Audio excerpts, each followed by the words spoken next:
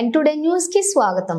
బొమ్మల రామారం మండలం రామలింగంపల్లి గ్రామ రెవెన్యూ పరిధిలో ఉన్న పర్వ్యూ లైఫ్ సైన్స్ కెమికల్ కంపెనీల నుండి వెలువడేటటువంటి వ్యర్థ రసాయనాలను చెరువులలోకి కలపడంతో వ్యర్థ రసాయన కలుషిత నీరు త్రాగి గ్రామానికి చెందిన తిరుపతికి సంబంధించిన పాడి గేదె చనిపోవడంతో గ్రామస్తులు గ్రామ పంచాయతీ కార్యాలయం ముందు మృతి చెందిన పాడి గేదెతో నిరసన తెలిపారు. గ్రామంలో గత కొంతకాలంగా మేకలు, గేదెలు, ఆవులు చనిపోతున్నా అధికారులు పట్టించుకోవటం లేదని ఆవేదన వ్యక్తం చేశారు. సంఘటన స్థలానికి చేరుకున్న పోలీసులు బాధితులతో మాట్లాడి కేసు నమోదు చేసి పాడి గేదెకు వెటర్నరీ డాక్టర్ ఆధ్వర్యంలో పోస్ట్ మార్టం నిర్వహించారు. వాటికి సంబంధించిన అవయవాలను ల్యాబ్కు పంపించడం జరుగుతుందని, రిపోర్టు ఆధారంగా చర్యలు తీసుకుంటామని అధికారులు తెలిపారు.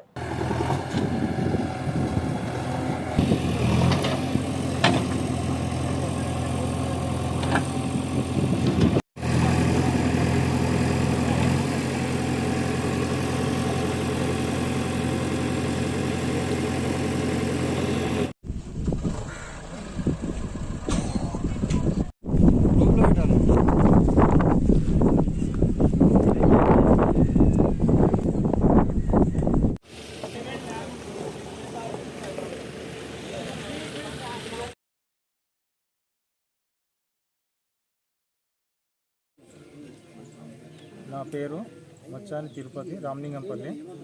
సాయంత్రం చెట్లకు పోయి నీళ్ళు తాగి వచ్చింది. పొద్దున పోయేసరికి 5 గంటలకు మబ్బులు వెళ్ళే వరకు చనిపోయి ఉంది. అంటే మీరు ఎన్ని గంటలకు చూసారు బర్రె ఇట్లా అవుతుంది అని చెప్పి? పొద్దున నైట్ పాలు నిండుకొని వచ్చిన పొద్దున పోయేసరికి చనిపోయి ఉంది. అంటే మీ గతంలో మీ ఊర్లో అంటే ఇదే విధంగా గతంలో వేరే వాళ్ళకి ఏమైనా జరిగిందా? చాలా ప్రాబ్లం అయింది, వేరే వాళ్ళకి అయింది. కాకపోతే ఏంటంటే నేను పోస్ట్ మార్టం చేపించి ఈ ప్రాసెస్ అంతా చేస్తున్నాం. కంపెనీ సీజ్ చేయడానికి ప్రయత్నం చేస్తున్నాం మేమైతే. అంటే ఇప్పుడు పొద్దున ఇంకా వేరే ప్రాబ్లం కాకుండా, వేరే వాళ్ళకి ఇలాంటి ప్రాబ్లం కాకుండా చేద్దామని ఆలోచన.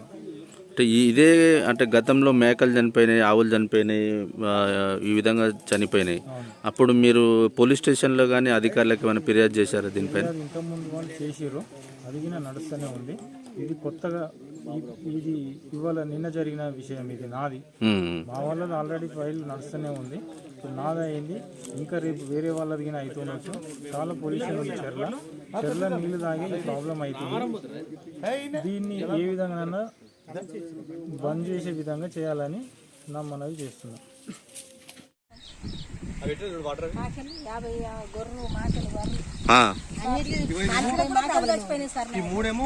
ఏం పేరమ్మా నీ పేరు?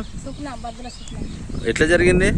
మేకలు అక్కడ మేపి నీళ్ళు తాగి మొత్తం చచ్చిపోయింది సార్. రామారావు జలాలపురం డాక్టర్ వచ్చి కోసి కోటలు పెట్టినాం, కార్యాలు దొబ్బలు అన్ని కోటలు పెట్టినాం సార్. రోజు 2-3 దొడ్డి ముంగట్నే కోసి కోటలు పెట్టుడు ఎన్ని మందులు ఇచ్చినా సరిపోలేదు సార్. భువనగిరి మందులు, గట్కేశ్వర మందులు, సీటు మందులు ఇవన్నీ ఇచ్చినా కానీ తక్కువ మాటలు.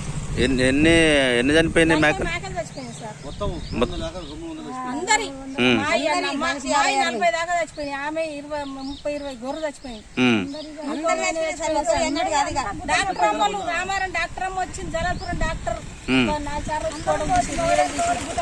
కాజాలు దొబ్బల ఫోన్లో పెట్టి మందులు రాసినా తక్కువాలి సార్.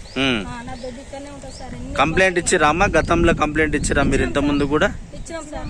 ఏమన్నారు మరి వాళ్ళు? ఏమన్నా అంటే యాక్షన్ తీసుకున్నారా ఏమన్నా?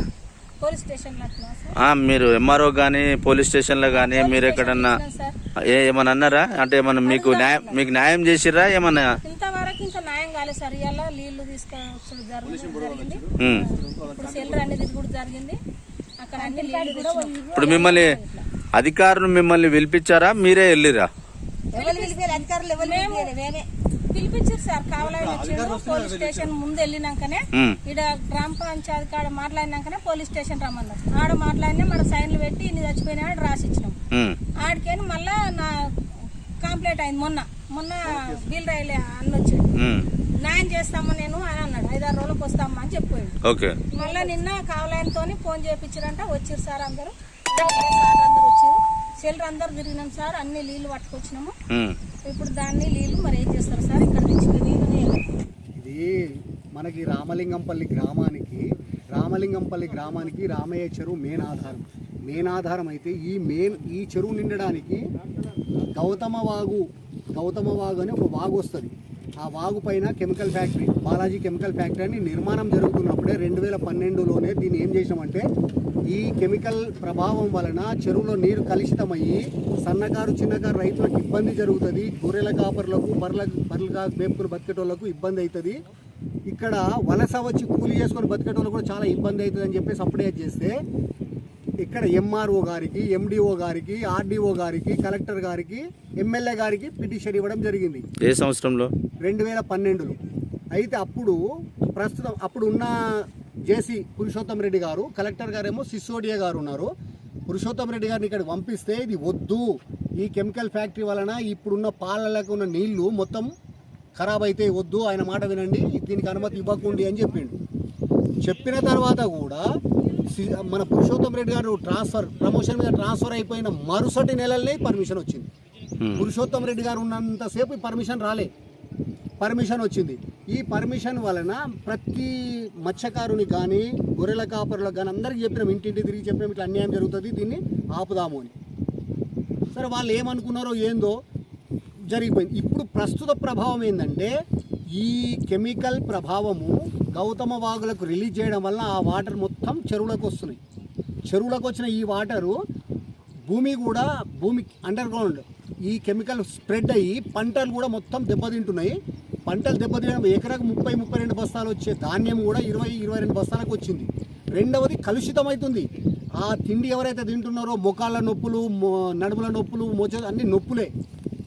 ఇట్లా మళ్ళీ మూగ జీవాలు, గొర్రెలకు, బర్రెలకు ప్రతి దానికి కూడా తాగి ఇంటి దాకా పోతుంది, ఇంటికాడ పాలిస్తుంది అనే భరోసా లేకుండా అయింది. అయితే ఈ విషయమై అతనికి పిలిచి 2 సార్లు వార్నింగ్ ఇచ్చినాం, ఇది కెమికల్ దీంట్లో కలపొద్దు అంటే సరేనండి ఇది వేస్టేజ్ మేము దూరం పారేస్తామని చెప్పిన అతను మళ్ళీ దాంట్లోనే వేస్తున్నాం. అంటే ఏ సంవత్సరంలో మీరు అంటే 12 సంవత్సరాల క్రితము ఫిర్యాదు చేసినా అన్నారు, తర్వాత దీనిపైన ఎలాంటి గ్రామస్తులు కానీ గ్రామ పంచాయతీ ప్రతినిధులు కానీ ఇక్కడ వీళ్ళు ఎలాంటి చర్యలు తీసుకోలేదా? గ్రామ పంచాయతీ సమక్షంలోనే గ్రామ సభలో పిలిపించి అడిగి ఇట్లా మాకు నష్టం జరుగుతుంది, మీరు చెప్తే కూడా మీరు వింటలేరు. 3 గ్రామ సభలలో కూడా పిలిపించి గ్రామ సభ ఎప్పుడు సంవత్సరానికి 2 సార్లు జరుగుతుంది. సంవత్సరానికి 2 సార్లు జరిగే గ్రామ సభలో కూడా పిలిపించి మాట్లాడితే ఏమంటున్నారు, మేము ఈ వేస్టేజ్ ఏదైతుందో దూరం తీసుకొని పారేస్తాం, మీకు ఎఫెక్ట్ కాదు అని. మళ్ళీ తర్వాత అక్కడనే వస్తున్నాయి. అయితే ఇప్పుడు మేము పోయి గట్టిగా అడిగితే ఏమంటుండు, మీ గ్రామస్తులు పైసలు తీసుకుంటురా, గ్రామ పంచాయతీకి పైసలు ఇస్తున్నాం, ఏం నగరాలు తెగుతురా, గుద్ద వల కొడతామని బెదిరిస్తున్నారు. అంటే ఏంటంటే మేమేమో గారు అని మేము సంబోధిస్తే మీరేమో గుద్ద వల కొడతామని మీరు మాట్లాడుతున్నారు. మరి ఎవరో ఏ గ్రామస్తులకు పైసలు ఇచ్చారో చెప్పండి, మేము నిలదీసి అడుగుతాం. అండి గ్రామస్తులు అందరం వచ్చినాము, మరి ఏ నాయకునికి ఇచ్చినావు, ఏ పెద్ద మనిషికి ఇచ్చినావు చెప్పు, పేరు చెప్తే మేము అడుగుతామంటే పేరు చెప్పాడు. అంటే వాళ్ళు చేస్తున్న ఆరోపణలో ఇది నిజం ఉందనుకుంటున్నారా? పైసలు తీసుకున్నారు, గ్రామస్తులకు తీసుకున్నారని కడాఖండిగా వాళ్ళు చెప్పడానికి గల కారణం ఏంటంటారు? చెప్పడానికి గల కారణం అంటే తప్పించుకోవడమే. ఇప్పుడు గ్రామ పెద్దలకు డబ్బులు ఇచ్చిన వాళ్ళు అయితే నరసింహారెడ్డికి పైసలు ఇచ్చినాము, ఇక్కడ ఈయనకు పైసలు ఇచ్చిన పేరు చెప్తారు కదా. ఇప్పుడు ₹1,00,000 ఇచ్చినప్పుడు మేము పైసలు ₹1,00,000 ఇస్తున్నామని చెప్తాడు, కానీ అతను పైసలు ఇవ్వలేడు కాబట్టి గ్రామస్తులను బదనాం చేస్తున్నాడు. గ్రామ లీడర్లను బదనాం చేసి మేము గ్రామాలకు పైసలు ఇస్తున్నాము, గ్రామ లీడర్లకు పైసలు ఇస్తున్నాము, మీరెవరు అడగడానికి అంటున్నాడు. మరి ఇచ్చిన పేరు చెప్పు. ఇప్పుడు గతంలో మీరు కలెక్టర్ కావచ్చు, ఎంఆర్ఓ కావచ్చు ఫిర్యాదు చేశారు. ఫిర్యాదు చేసిన తర్వాత వాళ్ళు తీసుకున్న చర్యలు కఠినంగా ఉన్నాయనుకుంటున్నారా? ఏదో ఆశ అంటే వస్తున్నారు తూతూ మంత్రంగా చేస్తున్నారనే? లేదండి, అప్పుడు అధికారులు స్పందించి జేసీ పురుషోత్తం రెడ్డి గారు వచ్చిండు, ఈ కెమికల్ మీ చెరువుకు కాదు, ఆయన చెప్పినట్టంతా మీకు నష్టం జరుగుతుంది కాబట్టి వద్దు, దీనికి అనుమతి ఇవ్వము అని చెప్పిండు. 2 క్రషర్లు కూడా క్యాన్సిల్ చేసిండు. కానీ పురుషోత్తం రెడ్డి గారు ట్రాన్స్ఫర్ అయిపోయిన మరుసటి నెలలనే ఇవి మళ్ళీ కొత్తగా పుట్టుకొచ్చింది. అంటే ఇప్పుడున్న అధికారులు ఏం పని చేయట్లేదని ఆరోపణలు చేస్తున్నారు మీరు, అది వాస్తవం అనుకోవచ్చా? మేము వాస్తవం అని అంటే ఎట్లా అంటే గ్రామ పెద్దలు మాకు చెప్తున్నారు, గ్రామ పెద్దల సలహాలు మేము తీసుకుంటున్నాం అంటున్నారు. అధికారులు మాత్రం నిర్లక్ష్య వైఖరితోటే ఇవి పుట్టుకొస్తున్నాయి. ఇప్పుడైతే ప్రస్తుతంగా అధికారులు ఎవరైతే వస్తున్నారో, మేమైతే లీగల్గా పోలీస్ డిపార్ట్మెంట్ తీసుకున్నది ఎవరు, irrigation department, pollution control board, DCP వాళ్ళది, కలెక్టర్ గారి వీళ్ళది. ఎందుకంటే మేము ఏ రూల్ ప్రకారం పోలే ఎవరి దగ్గర, మేము ఇది అనవసరంగా మేము పోయి పోలీస్ డిపార్ట్మెంట్ హెల్ప్ తీసుకొని పోలీస్ వాళ్ళని బ్లేమ్ చేయడం కాదు. సరే ఏదన్నా ఉంటే వాళ్ళు అంటే లీగల్గా కలెక్టర్ గారు కానీ ఎంఆర్ఓ గారు కానీ వాళ్ళు పోలీస్ వాళ్ళ సహాయం తీసుకుంటారని అనుకున్నాము. మేము పోలీస్ వాళ్ళ దగ్గర పోలే, ఒక పోలీస్ డిపార్ట్మెంట్ తప్ప మిగతా అన్ని డిపార్ట్మెంట్ వాళ్ళందరూ వచ్చిండ్రు. జేసీ పురుషోత్తం రెడ్డి గారే డైరెక్ట్ ఆయన్నే వచ్చి వద్దు అని చెప్పిండు. చెప్పిన తర్వాత కూడా పుట్టుకొచ్చినాయంటే 3 క్రషర్లు ఉన్నాయి, ఇప్పుడు 10 క్రషర్లు అయినాయి. ఇప్పుడు ఈ ఒక్క కంపెనీ పైన 3 కంపెనీలు అయినాయి. ఒక్క కంపెనీ 3 కంపెనీలు అంటే ఒక్క కంపెనీతోటే మాకు ఇంత నష్టం జరుగుతుందంటే 3 కంపెనీలతో ఎంత నష్టం జరగాలి? ఇంత నష్టం జరుగుతున్నది అని అంటే కూడా గ్రామ పెద్దలు పట్టించుకోరు, సంబంధిత అధికారులు పట్టించుకోరు. మరి ఇప్పుడు గ్రామస్తులు ఏం కావాలి? ఇప్పుడు గొర్రెలు చచ్చిపోతున్నాయి, బర్రెలు చచ్చిపోతున్నాయి, భూమిలో కెమికల్ స్ప్రెడ్ అవుతుంది, పంట దెబ్బతింటుంది. మరి రేపు మనుషులకు కూడా రోగాలు వచ్చి మనుషులు చనిపోతుంటే దానికి బాధ్యత ఎవరు వహిస్తారు? అంటే గ్రామ పెద్దలు వహిస్తారా, లేకపోతే సంబంధిత డిపార్ట్మెంట్ అధికారులు అది చేస్తారా, లేకపోతే గవర్నమెంట్ అది చేస్తారా? అంటే ఇప్పుడు మేము ఇక్కడ ఏంటంటే ప్రతి ఒక్కరికి 75% కీళ్ళ నొప్పులు, మోకాల నొప్పులు, నడుముల నొప్పులే ఉంది. ఎందుకు వస్తున్నాయంటే ఈ కెమికల్ ప్రభావం వలన మనం తిండి కలుషితం అవుతుంది కాబట్టి. తినే తిండి కలుషితం అవుతుంది. రెండవది ఈ బర్రెలు, గొర్రెలు, ఇవన్నీ ఆవులు ఈ నీళ్లు తాగడం వల్ల చనిపోతుంది. రోజు కూడా చచ్చిపోతుంది. చెప్తే